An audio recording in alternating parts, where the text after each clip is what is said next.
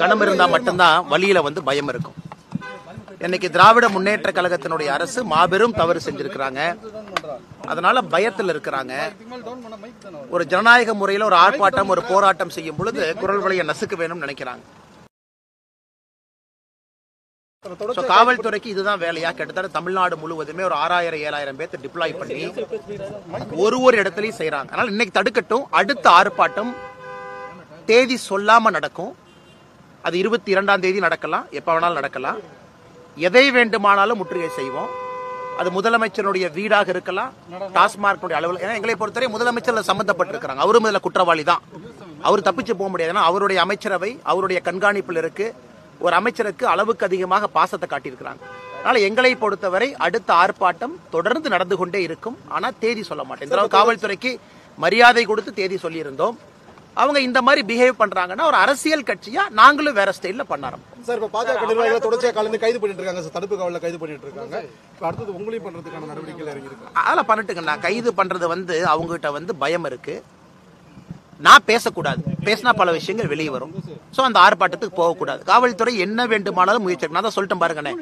அடுத்த ஆர்ப்பாட்டம் தேதி சொல்லாம நடத்தும். அது 22ஆம் தேதியாவும் இருக்கலாம், வேற தேதியாவும் இருக்கலாம், யாரு வீடாவும் இருக்கலாம். எங்களை பொறுத்தவரை இந்த டாஸ்மார்க் ஊழல்ல யார் குற்றவாளிகள் என்று நாங்கள் கருதுகின்றோமோ முதலமைச்சர் உட்பட எல்லோரையும் ஜனநாயக முறையில முற்றுகை செய்வதற்கு எங்களுக்கு உரிமை இருக்கு. அதனால நாங்க நிச்சயமா செய்வோம். டாஸ்மாக் ஊழல்ல ஈடி சொன்னது 1000 கோடி முறைகேடுன்னு சொன்னாங்க. அது மட்டும் தான் இருக்குன்னு நினைக்கிறீங்களா? அதை விட அதிகமான ஊழல் நடந்திருக்குன்னு நினைக்கிறீங்களா? அண்ணே, 1000 கோடி ரூபாய்க்கு மேலைங்கண்ணா. ஈடியினுடைய ஆரம்பகால ECR அடிப்படையில் அவங்க ரைடு நடத்தி சொல்லியிருக்கிறாங்கன்னா, இன்னும் நீங்க பொறுத்திருந்து பாருங்க. இது தமிழ்நாட்டினுடைய அரசியலை உலுக்குவது மட்டுமல்ல, தமிழ்நாட்டில் நல்ல அரசியலை கொண்டு வருவதற்கு பாரதிய ஜனதா கட்சி முன்னெடுத்திருக்கக்கூடிய இந்த ஆர்ப்பாட்டம் நிச்சயமாக தமிழ்நாட்டில் நல்ல ஒரு அரசியலை கொண்டு வருவதற்கு ஒரு அச்சாணியாக அமையும் என்பதிலே முழு நம்பிக்கை எனக்கு இருக்கு. இந்த அமலாக்கத்துறையினுடைய அறிக்கைக்கு முன்பே அண்ணாமலை அவர்கள் 1000 கோடி முறைகேடுன்னு அவருக்கு எப்படி தெரியும்? அமலாக்கத்துறை அறிக்கை வரது அவருக்கு எப்படி தெரியும்? செந்தில் பாலாஜி உங்களுடைய பெடரல் புதிய தலைமுறை ஒரு ஆங்கில பத்திரிகை நடத்துறாங்க, பேரு பெடரல். அதுல என் மகாலிங்கம் எப்ப 1000 கோடி எழுதியிருக்காருன்னு பாருங்க. ஜூனியருடன் பத்திரிகை என்ன எழுதியிருக்கு பாருங்க. மீடியால எத்தனை முறை நீங்க 1000 கோடி போட்டீங்க தெரியும். ஒரு அதிகாரி ரைடு பண்றாங்க, உங்க மீடியால எவ்வளவு இன்ஃபர்மேஷன் வச்சிருக்கீங்க. நான் உங்களுக்கு மீடியாவுடைய பேரை சொல்லி, ஜெர்னலிஸ்டோட பேரை சொல்லி நான் சொல்றேன். எத்தனை பேர் 1000 கோடி போட்டிருக்காங்க? 1000 கோடி ரூபாய்க்கு மேல. இன்ஃபேக்ட் எனக்கு இது 40,000 கோடி ரூபாய் இருக்கும் என்பது என்னுடைய அனுமானம். என்னோட கால்குலேஷன் படி மொத்த பாரையும் அவங்க வாங்கக்கூடிய மொத்த சரக்கு சேல்ஸையும் கால்குலேட் பண்ணா 40,000 கோடி ரூபாய் தாண்டணும். ஆனா நான் ஒரு பொறுப்பான ஒரு பதவியில் இருக்கேன். அதனால இன்னைக்கு ஈடி என்ன சொல்லியிருக்காங்களோ அதை வச்சு நான் போறேன். 1000 கோடி ரூபாய்க்கு மேலே.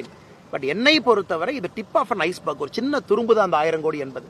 ஏன்னா அந்த அளவுக்கு திராவிட முன்னேற்ற கழகம் இதை வச்சு 2024 லோக்சபாவையே சாராய காசை வச்சுதான் நடத்தியிருக்காங்க. டாஸ்மாக்னுடைய பணத்தை வைத்து தான் 2024 பாராளுமன்ற தேர்தல் முழுவதும் திராவிட முன்னேற்ற கழகம் நடத்தியிருக்கிறாங்க. 2026 சட்டமன்ற தேர்தலையும் டாஸ்மாக் வச்சு நடத்துறதுக்காக களத்தில் இருக்கிறாங்க. சட்ட ரீதியாக எதிர்கொள்வோம். எந்த விதமான ஊழல் நடைபெறுவது செந்தில் பாலாஜி சொல்லட்டுங்க. அவங்க சொல்லிட்டு செந்தில் பாலாஜி என்ன உத்தமரானே? இன்னைக்கு இந்தியாலே one of the most fraud politician number 1ல இருந்து போட்டீங்கன்னா நம்பர் 1 அவரு. இன்னைக்கு சுப்ரீம் கோர்ட்டினுடைய நீதிபதி கேட்கறாங்க, நீங்க எல்லாம் அமைச்சரா தொடருக்கு தார்மீக உரிமை இருக்கான்னு கேட்கறாங்க. இன்னைக்கு இவங்க எல்லாம் முன்னாடி காந்தியவாதி போல வேஷம் போடுறாங்க. இவங்க நல்லவங்க, கர்ம வீரர் காமராஜர் கேபினெட்ல சர்வ் பண்ணவங்க. ஒரு ஊழல் கேபினெட்ல தலையிலிருந்து கால் வரை ஊழல் ஆட்சி மட்டும் நடைபெறக்கூடிய திராவிட முன்னேற்ற கழகத்தினுடைய ஆட்சியில ஒரு ஊழல் பேர்வழி சாராய அமைச்சர். அவர் சொல்வதில் எங்க இருக்கு? அந்த சார்ஜ் ஷீட் போட்டு பாருங்க. சுப்ரீம் கோர்ட் 1.5 வருஷம் ஜெயிலில் இருந்தவர் டிரான்ஸ்போர்ட் ஸ்கேம்ல. எத்தனை முறை பெயில் டினை ஆச்சு. ஒரு முறையும் சுப்ரீம் கோர்ட் என்ன சொன்னாங்க? அதனால இவர் சொல்வதெல்லாம் நாம இன்னைக்கு ஒரு சத்திய வாக்கு வேத வாக்கு எடுத்துக்கிட்டாங்கன்னா அப்புறம் சத்தியத்துக்கும் நேர்மைக்கும் என்னங்க நான் நம்பிக்கை? நான் சொல்வது முதலமைச்சர் சம்பந்தப்பட்டிருக்கிறாங்க. டாஸ்மார்க் வழக்குல முதல் குற்றவாளியாக மு.க. Stalin, M.K. Stalin accused number 1 டாஸ்மாக்ல இருக்கணும். 2வது குற்றவாளி தான் செந்தில் பாலாஜி. ஏன்னா பாலிசியை டிசைன் பண்ணி கூட ஒரு அமைச்சரை வச்சுக்கிட்டு கண்ணை மூடிட்டு இருந்தாங்க அப்படின்னா முதலமைச்சரும் பொறுப்பு தானே. என்னை பொறுத்தவரை இந்த கேஸ்ல அக்யூஸ் நம்பர் 1 முதலமைச்சராக இருக்க வேண்டும். ஏன்னா அரவிந்த் கெஜ்ரிவால் அக்யூஸ் நம்பர் 1 இருந்திருக்கிறாங்க. தமிழ்நாட்டிலும் இடி தன்னுடைய முழு அறிக்கையை தாக்கல் செய்து முடிக்கும் பொழுது முதலமைச்சர் அக்யூஸ் நம்பர் 1 இருப்பார் என்பது என்னுடைய ஆணித்தரமான நம்பிக்கை.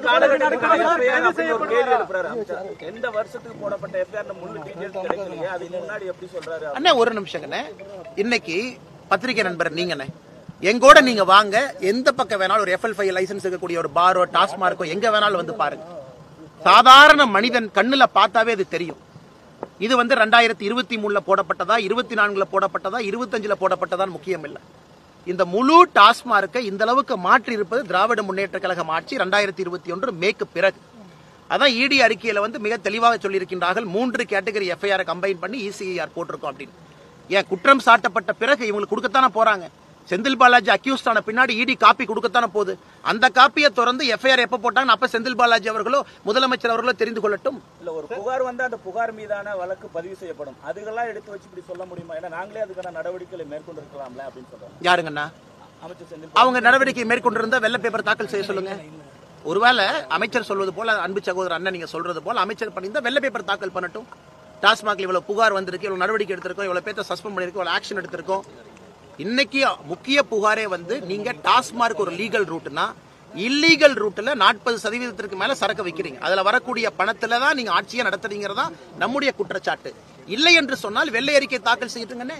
48% ஐயா வந்துடுறாங்க ஐயா. 48% டாஸ்மாக் வளர்ச்சிங்க. திமுக வந்த பிறகு 33,000 கோடியிலிருந்து 52,000 கோடி. தமிழ்நாட்டில் ஏதாச்சும் ஒரு அரசு நிறுவனம் தனிப்பட்ட நபருடைய சொத்து 48% யாருக்காச்சும் உயர்ந்திருக்கானா? முதலமைச்சர் கைது செய்யப்பட வாய்ப்பு இருக்கா? எனக்கு தெரியாதுங்கண்ணா. என்னை பொறுத்தவரை முதலமைச்சர் இதுல குற்றவாளிங்கண்ணா. ஏன்னா அவருடைய கண் பார்வை கீழே தான் நடந்திருக்கு. பாரதிய ஜனதா கட்சியினுடைய குரல் வழியை நசிக்க வேண்டும் என்று முதலமைச்சர் நினைக்கிறார்னா அவருக்கு பயம், அவருக்கு எங்கேயோ பயம், அவர் வீட்டுக்குள்ள பயம். அதைத்தான் நான் சொல்லுவாங்கன்னா அதிகாரப்பூர்வமாக நான் சொல்ல முடியாது. என்னோட யூகம் இது. முதலமைச்சருடைய நடவடிக்கை பிஹேவியர் ருபி சிம்பல் இருந்து எதற்காக இத்தனை ஆரம்பிக்கணும்? எதற்காக கடந்த ஒரு மாத காலமாக பதட்டத்தில் இவ்வளவு வேலை செய்யறாரு? இவ்வளவு பயந்து போய் என் முதலமைச்சர் இருக்கணும். அதை பார்க்கும் பொழுது தெல்ல தெளிவாக தெரிகிறது முதலமைச்சருக்கு இதுல நேரடி சம்பந்தம் இருக்கு.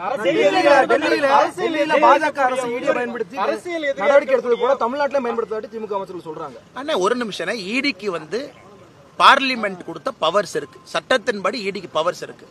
இந்தியால எங்க வேணாலும் ஆபரேட் பண்ணலாம். they have law behind themselves. கணக்கு அவங்களுக்கு சட்டம் இருக்கு. அதை தடுப்பதற்கு இவங்களுக்கு என்ன ரைட் இருக்கு? அப்ப அதே நான் டிவிஎஸ்சி சொல்லாமே. டிவிஎஸ்சி மாநில அரசு கீழே இருக்கிறாங்க. டிவிஎஸ்சி வச்சு நீங்க மத்த கட்சி நண்பர்கள் நசுக்கிறீங்க நாங்க சொல்லாமல்ல. அது பாயிண்ட் இல்லனே.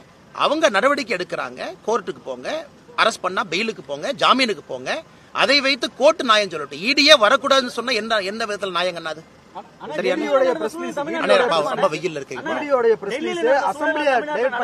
அண்ணா எனக்கு அதை பத்தி தெரியாதுங்கண்ணா.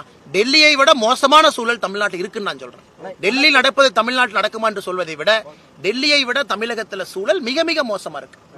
அசெம்பிளி நடக்கிறதுக்கு முன்னாடி இந்த தெலுங்கானா அப்புறம் தமிழ்நாடு இப்படி வரிசையா வர்றதை எப்படி பாக்குறீங்க சார்? வரிசையா வர்றதை நான் பாக்கலீங்கன்னா இவங்க தவறு செஞ்சிருக்கிறாங்க, நடவடிக்கை எடுத்துட்டு இருக்காங்க. வரிசையா வர்றாங்கன்னு சொல்ல மாட்டோம்.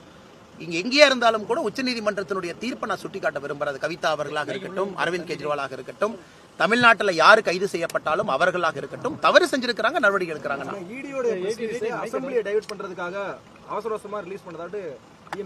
இவங்க பண்ண பட்ஜெட் டிராமா, சிம்பிள் டிராமா எல்லாமே ஈடியினுடைய ரைடை டைவர்ட் பண்றதுக்காகத்தான் இவங்க பண்றாங்க. நான் குற்றச்சாட்டு வைக்கிறேங்கன்னா இவங்க பண்ண அந்த ஒரு மாசமா பண்ண டிராமாவே ஈடியினுடைய ரைடை டைவர்ட் பண்றதுக்கு தான் இவங்க இந்த டிராமா பண்ணிருக்காங்க. தலைவா நான் முன்னாடி போறேன். எல்லாம் டீ சாப்பிட்டு வாங்க.